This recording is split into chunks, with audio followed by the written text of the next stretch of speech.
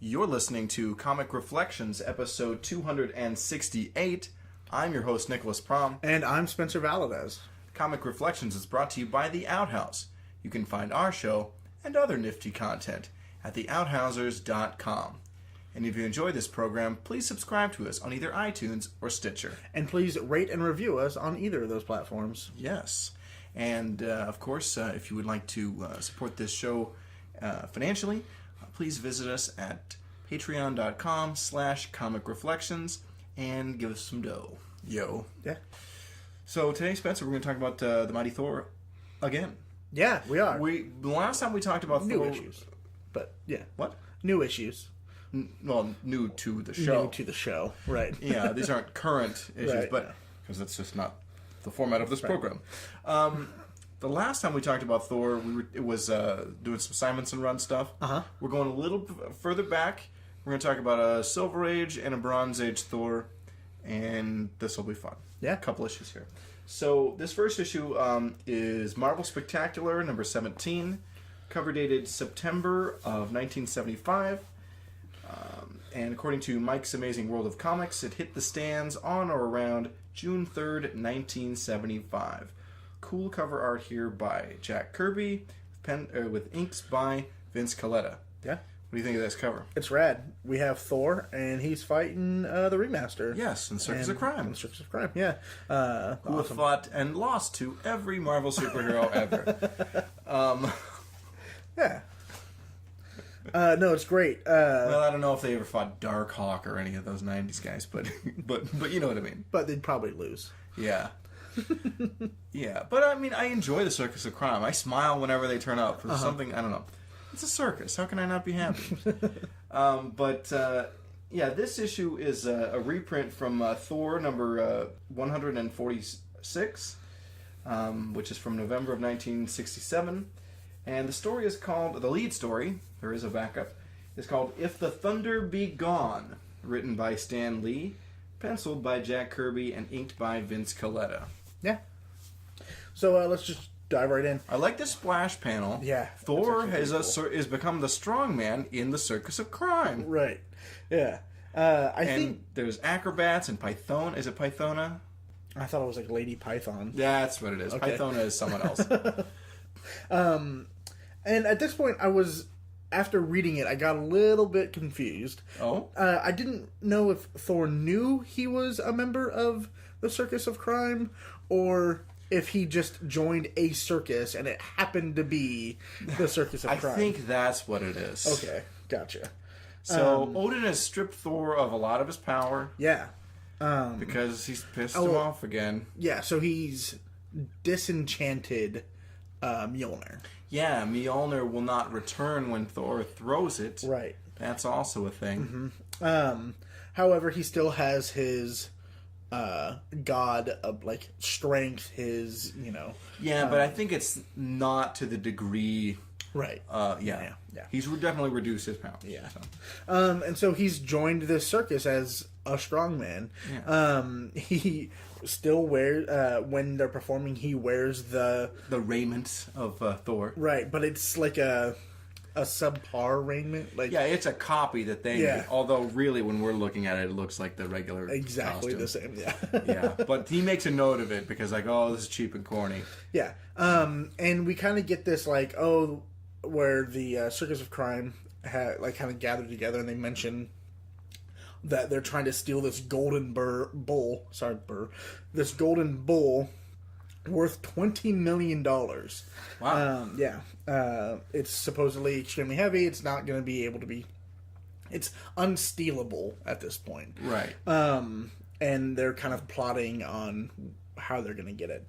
And this is kind of when Thor is lamenting over his fake costume. Yeah, so he's performing in the circus. Yeah, he goes out and he just gets booed and hissed at by the crowd at the circus. Because they're like, you're not the real Thor. Yeah, you're a fake. And then the ringmaster kind of, quiet, watch him throw his hammer. And so he launches his hammer, and he breaks through a cement wall. Yeah.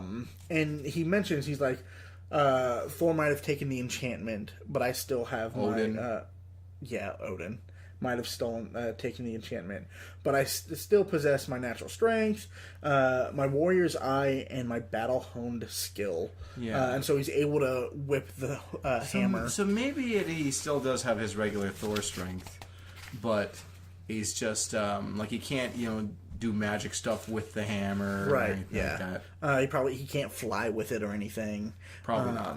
Yeah. Well, no, because he doesn't have a natural power of flight. He swings the hammer, throws it, and then hangs onto the strap, the thong, and then that's how he flies. Yeah. So. And so he whips the hammer through the cement wall, and everyone's like, "Yeah, okay, but anyone can do that." Thor can bring the hammer back to him. Yeah, so they know what's the score with him. Yeah. So, but anyway, while he's going and retrieving the hammer that he's got to go pick up, the ringmaster hypnotizes the crowd so they can steal from him, which is their whole shtick. Well, yeah, that, but they're also... He's making it seem like Thor is getting the hammer back to... Like, the hammer is coming back to Thor. Oh, that's right. Yeah. And then people are everyone all cheers. jazzed about it. Yeah. And then we kind of get into the plot of the Circus of Crime. They hypnotize Thor. Yeah. And they convince him to help them rob this museum. Yeah. Which is housing the Golden Bull. The Golden Bull. Okay. The only real problem I had with this story is that all of these guards are armed with like fully automatic machine guns. Yeah. Like, who's going to give a security guard a machine gun? Look, I worked security. I was unarmed security. Uh-huh.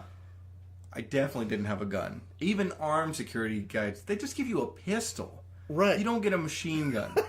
But it's comics. Right. Yeah, of course. Kirby just draws a cool gun. Yeah, it is. You're right. It is a cool looking gun.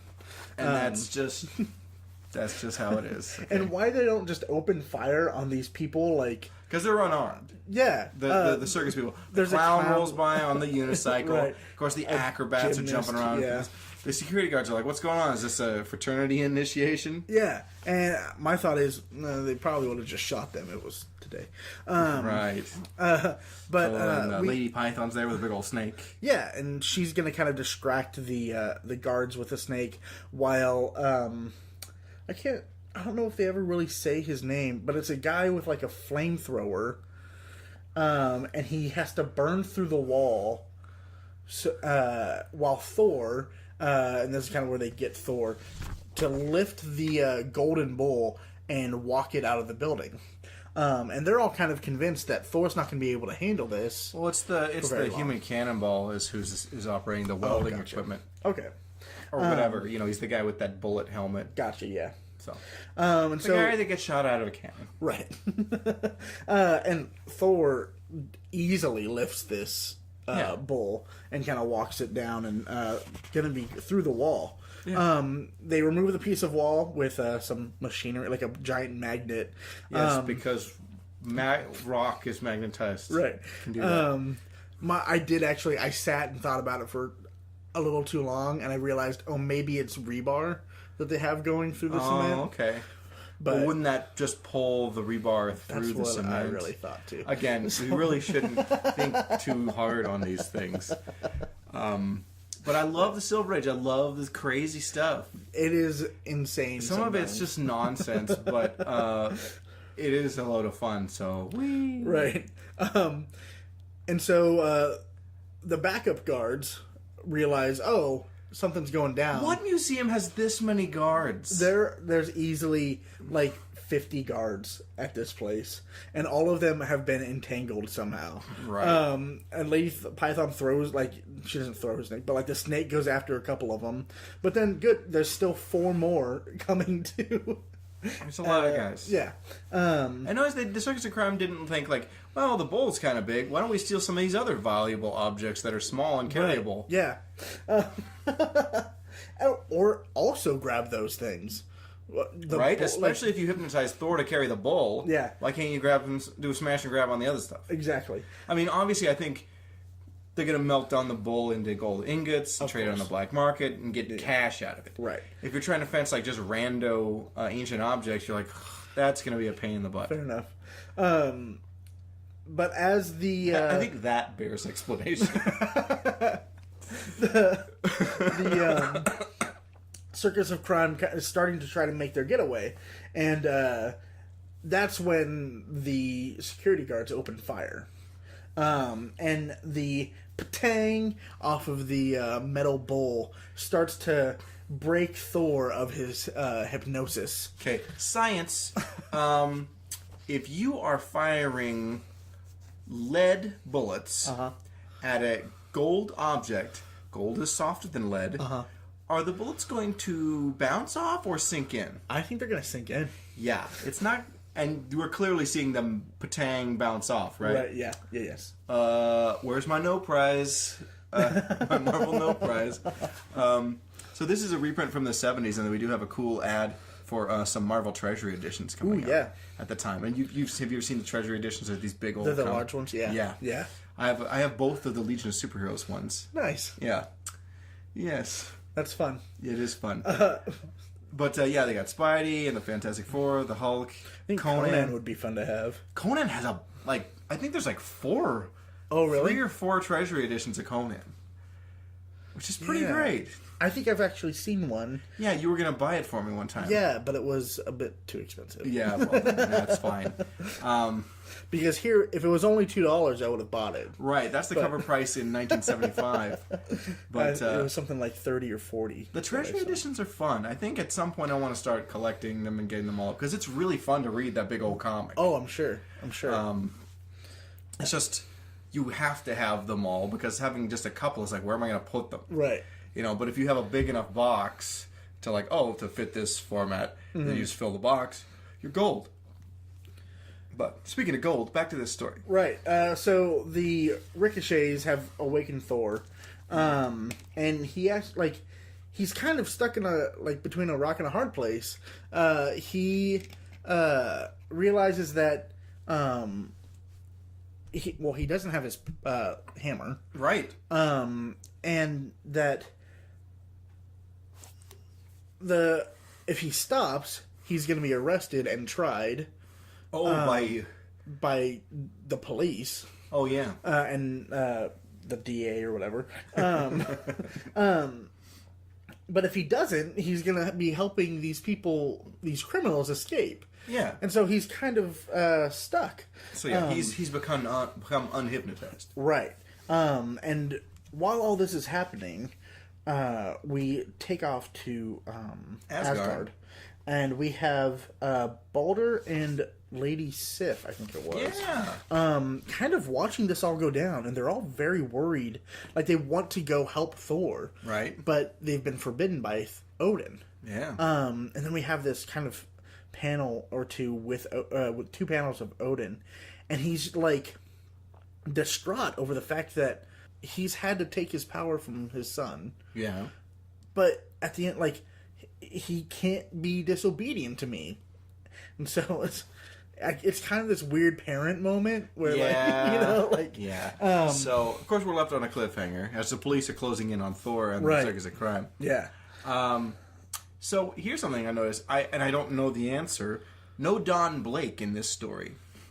I wonder if having stripped Thor of the power, the magic of the enchantments of the hammer, if he cannot change back to Dr. Donald Blake. Maybe. I don't know. I mean, that would make sense with all of the power being taken away from Mjolnir. Yeah. Yeah.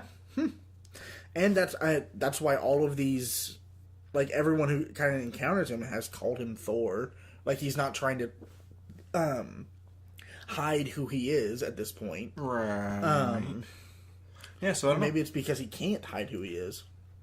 Yeah, I mean, usually I don't really see a lot of Thor trying to keep a secret identity, because if you're transformed from one person to another, you don't have to do anything to hide it. Right, yeah. That's why I think that would be one of the easier, those kinds of secret IDs would be the easiest to keep. Yeah. You're like, oh, you don't look anything like Thor, or whatever, or Captain Marvel or something. Right, yeah. So there's a backup story in this, and it is a reprint from, from Thor number 132, which is from September of 1966. The story is called The Dark Horse of Death, and this is like part 2 or 3 of a 3 or 4 part story. Right. And in Thor, I love how he would have the main story and then the backup Tales of Asgard. Now this is told in some vague, fairly recent past of Thor. And that's how we do this. And this would just flesh out these other characters. And I think it's a great thing. So anyway, we open with Thor and the Warriors 3. And they're kind of... Oh, excuse me. This story was written by Stan Lee. Oh, right. Penciled by Jack Kirby and inked by Vince Colletta. Now go. And they're all kind of discussing with some of the other warriors about how they just their most recent victory in battle, and how I hear about the land of Muspelheim. Yeah. There it is. Has been liberated. Thus speaks Thor, son of Imperial Odin. And everyone's, yay! And so they're all like kind of happy, and Thor decides, let's go take a bath. And so him and the Warriors 3 go and take showers. There's nothing homoerotic about this at all. No, Really, there is. I'm not even being ironic. No. And I really like how the Warriors 3 kind of it's like old women bickering at each other almost sometimes. Yeah, you know it's kind of fun. And all 3 of them are really distinct characters. They're really fun. But I will say, like, when it comes down to it, I think they all totally respect each other's, Yeah, although I think Volstagg gets a little bit of, like, come on. Right, you know? Yeah. But their showers are interrupted by a thum, thum, thum, and it's a drum being pounded. Are these war drums? They are not war drums. And that is actually what Volstagg, he's like, hey, there's war drums going. And Thor's like, no, these aren't war drums. These are the beats of mourning. For those who fell in the recent battle. Right. Well, that's pretty cool. Who was this? Not Volstagg or it was Hogun. Hogun the Grim. Yeah. He's the one with the horns on his he's got this very Mongolian looking hat. And he realizes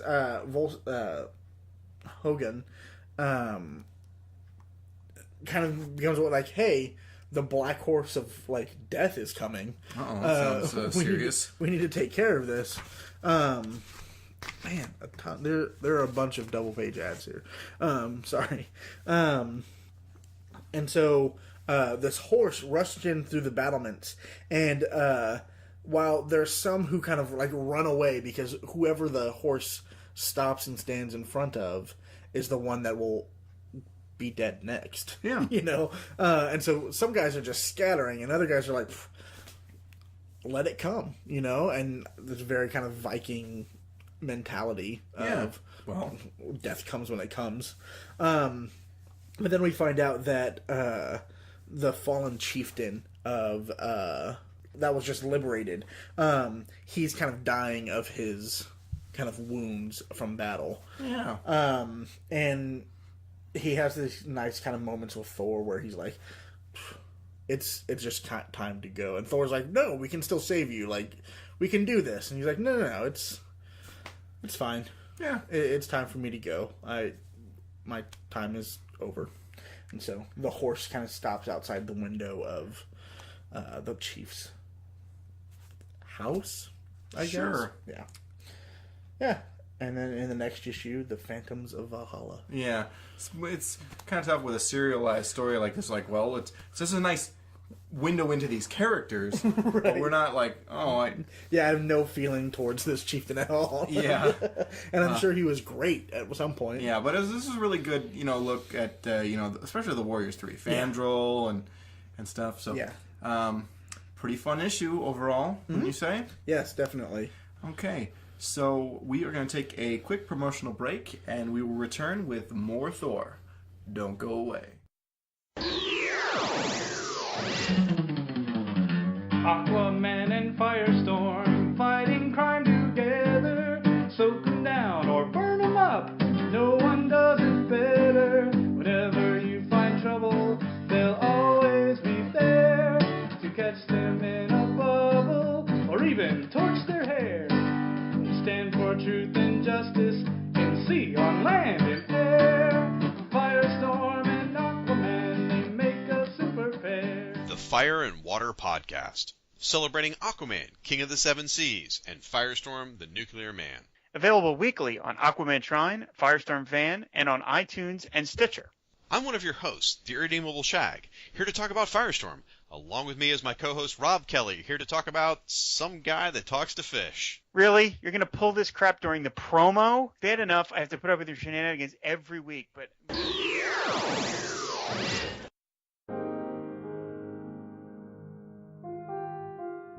Black Canary. I'll need a sparring partner. I'm Zatanna. Why do you care about some leggy dame in nylons? Or have I answered my own question? Ladies and gentlemen, it's time for matchmaking. Black Canary and Zatanna, together in one podcast. I'm Ryan Daly, and I've got a thing for superheroes in fishnet stockings. That's why I started Power of Fishnets, the Black Canary and Zatanna podcast. Join me every 2 weeks as I celebrate the Blonde Bombshell and the Mistress of Magic in their exciting adventures published by DC Comics. Power of Fishnets, available on iTunes and at fireandwaterpodcast.com. And we're back. So, now on to The Mighty Thor, number 336, cover dated October 1983. And according to Mike's Amazing World of Comics, it hit the stands on or around July 5th, 1983. Cover art penciled and inked by Bob Layton. Want to talk about this cover? It's excellent. So it's Thor and Lady Sif, and Thor looks just... Both of them look just totally distraught. Yeah. The top above the Mighty Thor says, "A turning point in the life of the Thunder God." Right. And I love in the background, because Thor and Sif are in the foreground. In the background, we see the Bifrost leading to Golden Asgard. Yeah. Pretty rad. This issue is wrapping up some plot threads because it is the final issue before the beginning of the Walt Simonson run. Oh. Yeah. Okay. So a new era of Thor is about to begin, and really, yeah. Wow. Okay. So there's some context for you. Yeah. So there's two stories in this issue. Mm-hmm. Let's talk about the lead story, which is called "Of Gods and Men." Yes. Written by Right. Alan Zelentz. I'm not sure if it's you're supposed to say it fast and Zelentz or Zelenetz, but I'm thinking Zelentz. That sounds very New York. I don't know. But that's what I'm going to say for now. So, with art penciled and inked by Herb Trimpe, who I enjoy. Yeah. So we start off in... I forgot about this portion of the story. Oh. We start off in Chicago. Yeah. I saw a man dance with his wife there. No, I'm kidding. Oh. In Chicago. Just kidding. It's so weird. So, we don't even start with Thor. No, we start with Captain Ultra. Yeah. And out of nowhere, a restaurant sign is falling, and Captain Ultra swoops in, and he saves some folk from being crushed to death by a restaurant sign. Now, I gotta have to ask you, have you ever seen Captain Ultra before? Mm-mm. Okay. I have. Okay. He's shown up in the Fantastic Four, he's shown up in the Avengers, and just various stuff. He is such a goofball character. Okay. He's kind of like Marvel's version of... Well, he predates that character, but he's kind of like Marvel's Booster Gold. Okay. Only Booster got an arc. Right, yeah. You know, got to grow. Not Captain Ultra. He is just a guy, cool power set, you know, like pretty fairly standard, you know, classic superhero archetype powers, you know, the flight, the super strength, so on. And a ridiculous costume, multicolored costume that he designed himself. He's a plumber. Right. in his secret identity. And he's always played for laughs. Captain R, he's like, he means well, but he's an idiot. Right.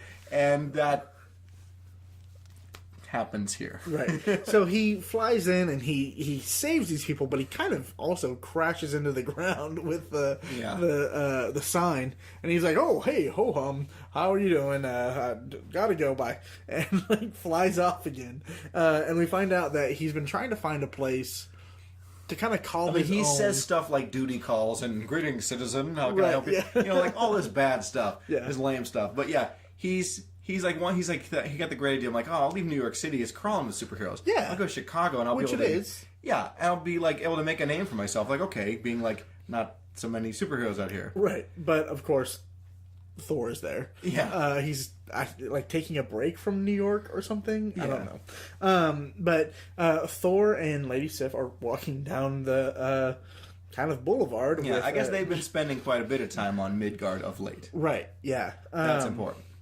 With Jane Foster and Keith. Last name. No, but Keith Kincaid. Keith Kincaid, and she and Keith, Jane and Keith are to be married. Right. Yeah. And that's like Thor's longtime romance. Yeah. For a time in the 70s, also, you know how Thor would transform back and forth between Donna Blake and Thor. Mm-hmm. Well, Sif and Jane Foster had a similar back and forth. Gotcha. For a time, Okay.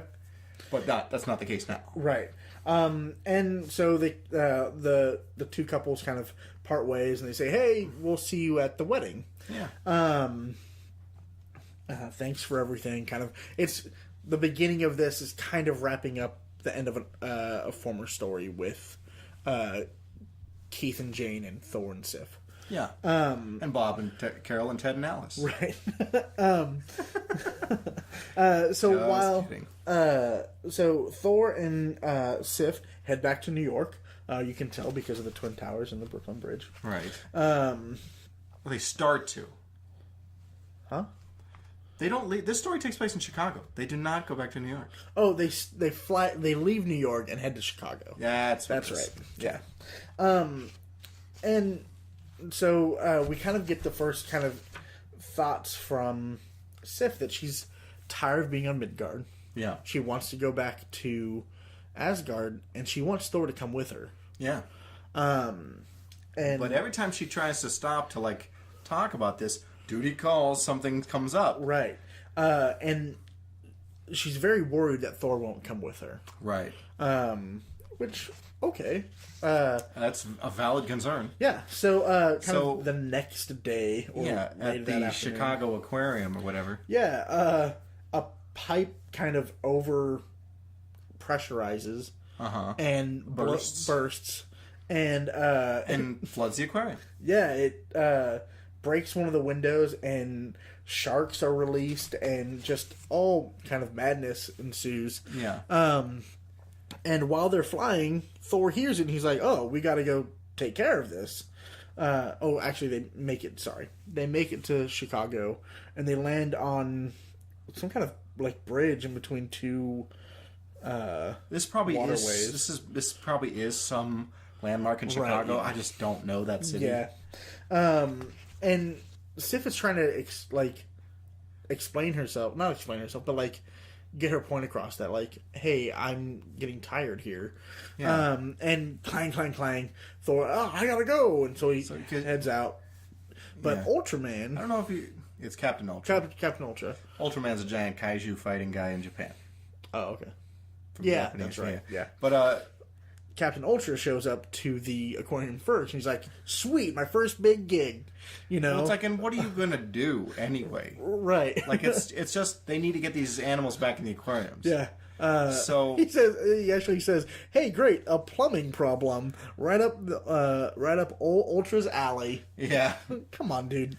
yeah. Come on. But really, this is not a situation that that superheroics can help with. Right. Yeah, it's So- just kind of a cleanup at this point. Yeah, Getting like people have the situation at hand. It's a problem, but they can handle it. So Thor shows up, and it kind of makes Captain Ultra angry. and so he throws a piece of like metal at Thor, like, "Hey, you're gonna horning into my territory." It's like, dude, Are you mad? like, I don't even know what this is about. I came to aid these people, you know, like, Yeah. yeah. Thor just kind of curls up the piece of metal and tosses it to Sif. Yeah. And Captain Ultra, like, Punches him. tries to punch him. But Thor grabs him by the foot and just launches him. Against the wall, which is great. But that causes a piece of large glass to dislodge. And it almost falls on a cleanup guy. Right. But Thor uses the vibrations from Mjolnir to shatter the glass into powder so it won't hurt the guy. I thought that was really cool. Well, yeah, because like a big piece of jagged plate glass falls on you, you could be decapitated. Right. You could be really hurt. He uses the ultrasonic waves of the hammer, and it turns it all to like sand. Yeah. I thought that was so cool. Yeah. But as they're kind of heading out, realizing they don't need our help anymore, we see Captain Ultra. He's been arrested, right? Because he was being kind of a dick. Kind of just disturbing the peace thing because he didn't really cause any additional damage or anything. No. But Thor's like, he'll be released, whatever. But come, let's go to the apartment and offices of Donald Blake, where you can kind of talk to me. As soon as they get there, and Thor's like, all right, let's do some talking. Beep, beep, beep, beep. His beeper goes off because it's the 80s and you have beepers. Yeah. So, he's got a medical emergency he's got to attend to, and so, whatever. Transforms. And also, there's an ad that says, coming soon. Thor graphic novel. Which didn't materialize, I don't believe. Oh, really? There were a lot of, Marvel had their graphic novel series in the 80s, and DC did have some too, and many of those projects would be announced, and not all of them would come to fruition. Oh, that's a bummer. Yeah, I mean, but it was not uncommon. Right, yeah. Just things happen. Mm-hmm. Because I think things that are the regular monthly books take priority over that. Right. And sometimes there's a myriad of reasons why those projects don't materialize. Yeah. But that's what happens sometimes. I will say the ad for the Pink Lemonade Bubble Yum was my favorite Bubble Yum when I was a kid. The ad was, or the bubble gum was? The Bubble Gum. Yeah. Yeah. I remember Bubble Yum and Bubblicious. Yeah. They were both really dope. Yeah. Until they lost their flavor and then become almost unedible. Right. But I remember how delicious they were. But yeah, Sif just kind of shaking her head like, oh boy. Yeah. So we have a backup story, and it's really Sif central. Yeah. Sif focus, I should say. Mm-hmm. It centers on Sif. There we go.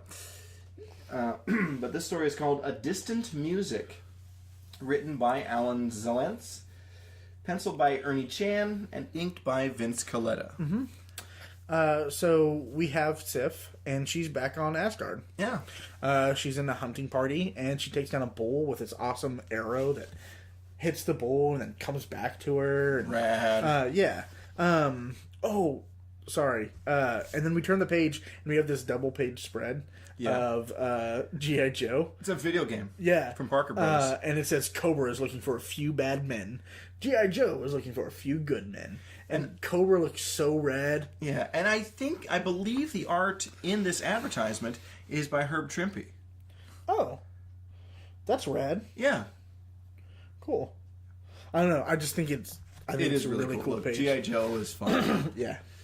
I've never read any G.I. Joe comics, though. They're pretty good. The old stuff, I think, is in trade, put out, released by IDW. Yeah. Oh, okay. And although if you don't know that that's what it is, you might be fooled because the covers for those trades are new art. Oh, I see. Yeah, but the interiors are reprints of the 80s Marvel comic. Oh. But yeah, I had an old roommate and he had the first 10 volumes of that in trade. Really? And I read all of those, and it's pretty fun. Awesome. Yeah. But back to Lady Sif. She returns from her hunting party to greet Queen Frigga. Yeah. And she just kind of has this aura, Sif kind of has this kind of aura of bummed out. She's kind of Sif does? Yeah, she's kind of bummed. And so Queen Fury kind of like, hey, what's going on? Why don't you join us in weaving some garlands? There's going to be a wedding.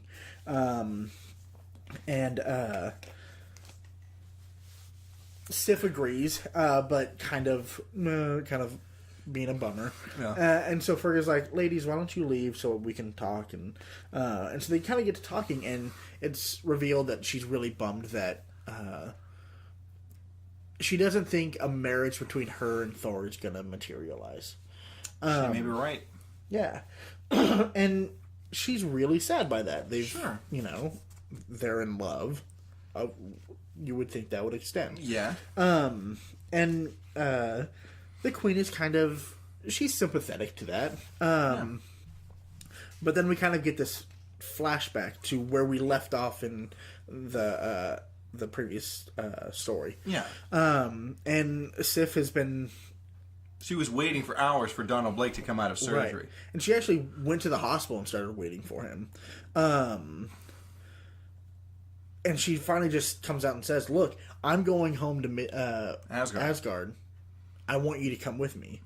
And Donald Blake said, I can't do that. Certainly not yet, Sif. And so they kind of turn back into... he turns back into Thor and flies them back to their apartment. And they... Excuse me.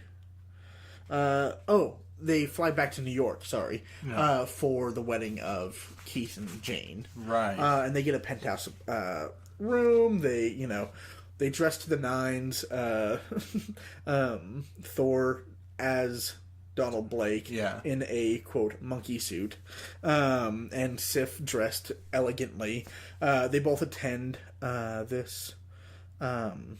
wedding between Jane and Keith. Yeah. But that kind of it brings up the idea of marriage to Sif, and then that kind of bums her out, and she just says, "I'm tired of these clothes," and she changes back into her warrior garb. Yeah, and Donald Blake turns into Thor, and they have this kind of last embrace. And Sif's like, "I gotta go, and if you don't come with me, I'm sorry, but I want you there." Yeah. And so they kiss. Farewell now, my love. Sif takes out her sword, and it's enchanted, and she cuts through the fabric of space and is able to, just immediately hop onto the Bifrost from there, which is so rad. Cool. That's such a Doctor Strangey kind of thing. Right, I'll just open this doorway into another dimension. Right. I thought it was so cool. Well, and I think it's really great to, from an artistic standpoint, to draw a scene where you peering into a window into another dimension, basically. Right. And the angle that's just really good. Okay. Mm-hmm. But at this point, she apologizes to Queen Ferga for distracting her with her sadness, and the Queen's like, "No, you don't have to ask for forgiveness for unburdening thy heart. Come, sweet daughter." And as they're kind of finishing, she's not her actual daughter, right? Yeah. As they're kind of finishing up their conversation a little bit, the handsome Fandral comes riding in, and he's just in. I mean, he actually kind of looks like Ollie Queen. Well, yeah. But he invites her to come and join the fight against some restless frost giants. Cool. Yeah. And so everything, Yeah, she accepts, and they she kind of rides off, but Frigga is she kind of stands back. She's like, "Till this evening," and she kind of feels bad for Sif. She's like, How long will it be before the distant music of your bridal song draws near, that I might weave a garland for your hair?" Yeah. Asgardians live thousands of years, right? So it could be a long time. Yeah, and it not necessarily the end of the world if it isn't. If it is a long time, right? Yeah. So pretty cool. Excellent. So any last thoughts on these couple issues? I think reading these older issues has been fun, because right now I'm also reading the current Thor comics, and still the Jane Foster Gal Thor. Yeah, and Good book, though, right? Good storyline. Yeah. Yeah. There was the Battle World for a while, and that was a little... Right. You didn't read Secret Wars, did you? Mm-mm. Yeah.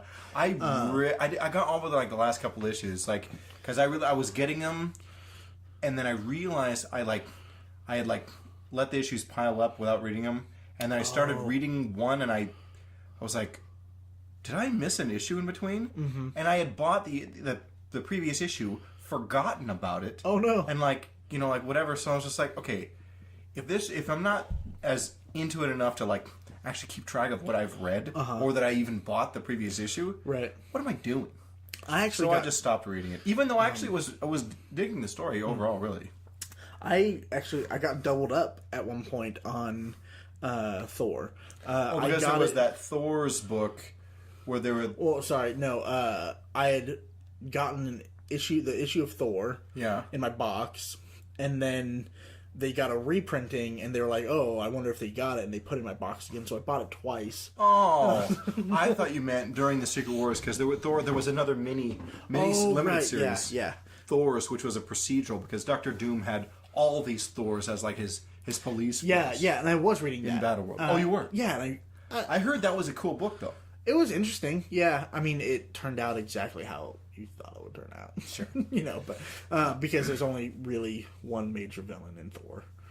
Right. Yeah. So okay. No spoilers, but right. Come on. All right. Yeah. I dig them. I want to find the essential volumes and maybe pick them up at some point.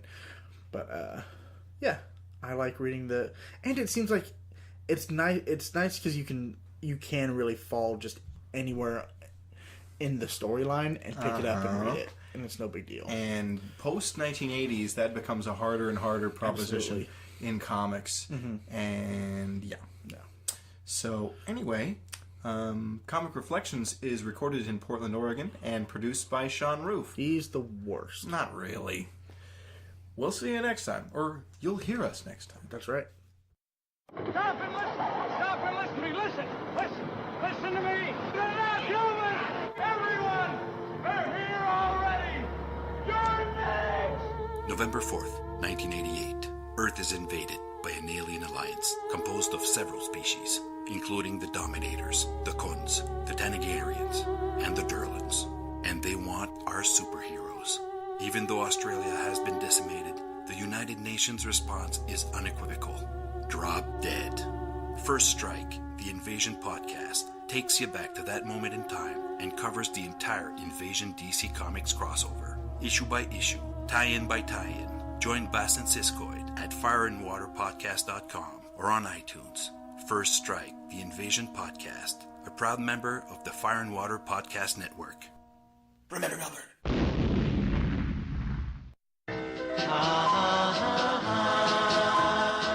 The Lonely Hearts Romance Comics Podcast, in which four guys talk about romance comics and about romances in comics, with Siskoid. We're all French Canadians here. Marty. In horror comics, there's often like this little, romance tinge, I guess. Okay. Bass.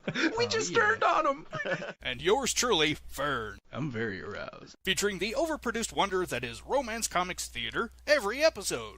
Dan, I knew it couldn't last from the first day you eyeballed me when I reported to work. It wouldn't matter if I washed in laundry soap and came to work in a burlap sack. I'd turn you on. And you have the same effect on me. I do? The Lonely Hearts Romance Comics Podcast, available at lonelyheartspodcast.wordpress.com and on iTunes. We've had a comic book romance.